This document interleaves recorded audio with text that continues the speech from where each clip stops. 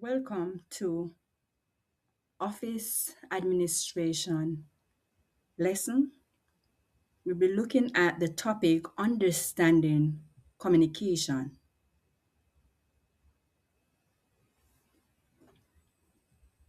Communication is the process between at least two people, a sender and a receiver. This begins when one person wants to send a message to another. The communication process. The communication process comprises of the following elements: sender, receiver, message, channel, and feedback. Sender. The communicator or sender is the person who is sending the message. There are two factors that will determine how effective the communicator will be. The first factor is the communicator attitude. It must be positive. The second factor is that the communicator selection of meaningful symbols or selection of the right symbols depending on the audience and the environment. Next element, the message. A communication in writing, in speech, or by symbols. Receiver. The receiver is simply the person receiving the message, making sense of it, or understanding and translating it into meaning. Then we have the feedback. This can be verbal or non-verbal reaction or response.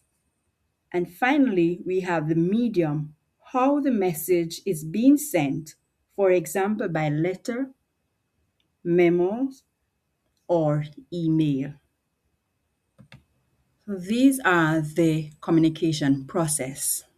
Next, characteristics of good communication. The essential features of effective communication are key for productive communication. So, the characteristics of good communication involve clearness, accuracy, adequate briefing of the recipient, reliability and uniformity of the message, knowing the main purpose of the message, proper response or feedback, correct timing, appropriate medium, and relevant with no use of jargons. So these are good characteristics of communication.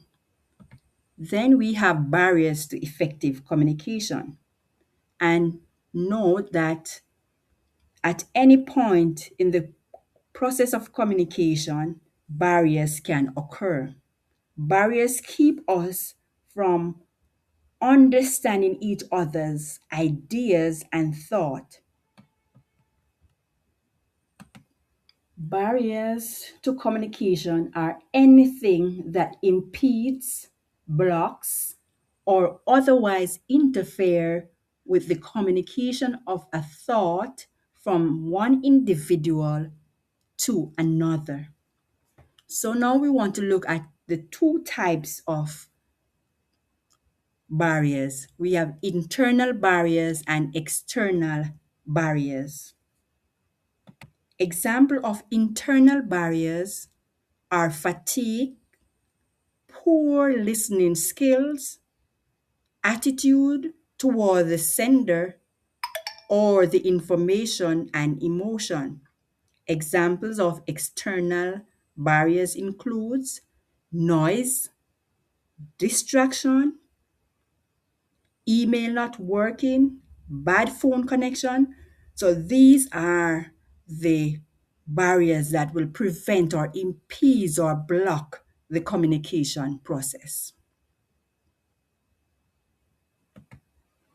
Next, we have methods of communication.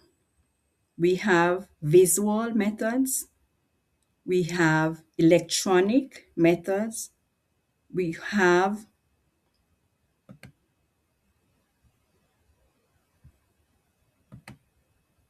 we also have written, we have written and oral communication. So these are the methods of communication. Also, they can be the means of communication. So we have written, oral, electronic, and visual. So I'm going to be giving you some examples of written communication. We have letters, we have memos, agenda, notice, itineraries, report, and press release. Also, questionnaires are forms of written communication. For the oral communication includes radio, telephone, meetings, conference, interview, telecom, intercom, voicemail, face to face, and television. So these are the oral communication. So for the visual communication, we have the sign language, charts, pictogram, year planner, pie charts, bar graph, signal, and body language. For the electronic communication, telecommunication, teleconference, video conference, email, telemessaging, paging, telephone, facsimile. Now we'll be looking at the flow of communication in organization. And in any well-ordered organization, there must be a constant flow of information from varying angle, downward, upward, vertical, and horizontal. Downward communication, this type of communication flow involves persons from higher level, manager, to those at the lower level in an organization.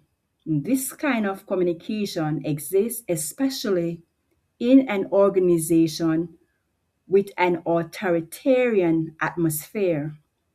Oral instruction, such as speech, meeting, and written instruction like memos, letters, are different types of media used for downward communication.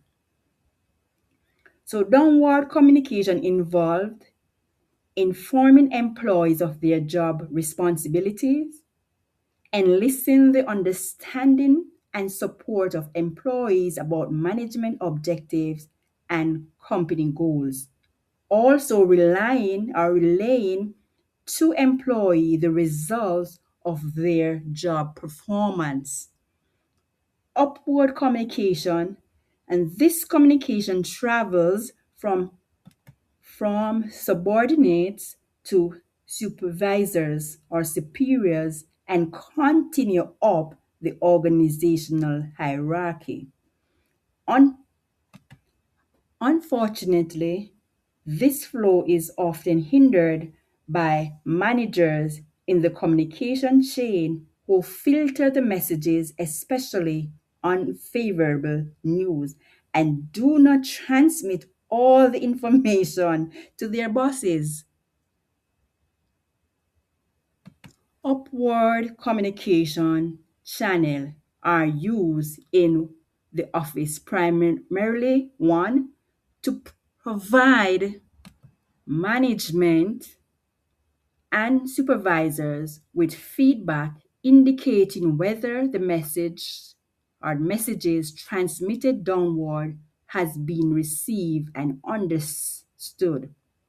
Two, to transmit information needed for higher level decision making. And three, to pass along suggestions for system improvement and change in policies. So these are some examples of the upward communication.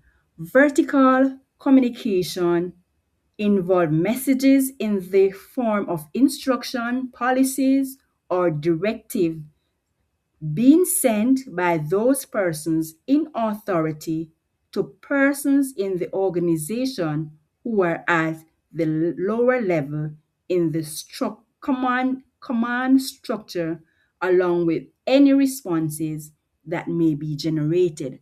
So this is the vertical communication.